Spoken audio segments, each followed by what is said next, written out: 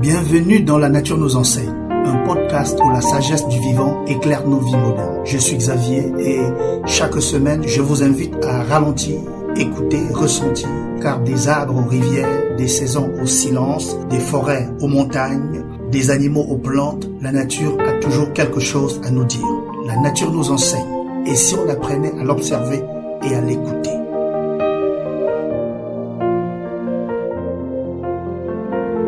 Aujourd'hui, un sujet qui forge des champions, la discipline et l'investissement. Regarde un sportif de haut niveau.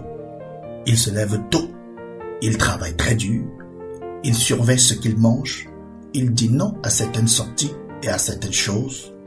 Il s'entraîne même quand il n'en a pas envie. Pourquoi? Pour gagner un titre qui ne durera pas toujours. C'est une loi de la nature.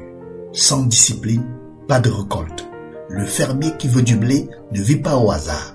Il laboure, il sème, il arrose et il attend patiemment. L'apôtre Paul dit dans 1 Corinthiens 9 verset 25, « Tous ceux qui combattent s'imposent toute espèce d'abstinence et ils le font pour obtenir une couronne corruptible. Mais nous, faisons-le pour une couronne incorruptible. » Cela veut dire, si les athlètes terrestres font tant d'efforts pour un prix temporaire, à combien plus forte raison devons-nous être disciplinés pour un prix éternel? Dans la vie chrétienne, la discipline, c'est dire non à ce qui nourrit la chair pour dire oui à ce qui nourrit l'esprit.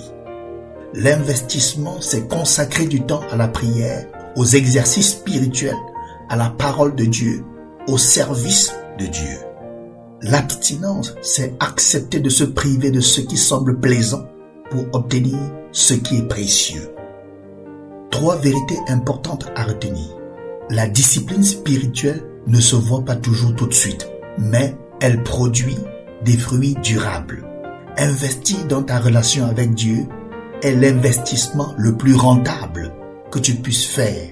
Les dividendes sont éternels. Le sacrifice aujourd'hui prépare la victoire de demain.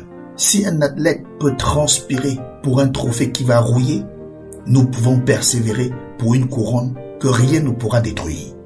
La nature nous enseigne que toute victoire a un prix et la parole de Dieu nous enseigne que notre prix est éternel. Alors, courons avec discipline, investissons-nous avec persévérance et gardons les yeux fixés sur Jésus, car la couronne nous attend et elle ne se flétrira jamais.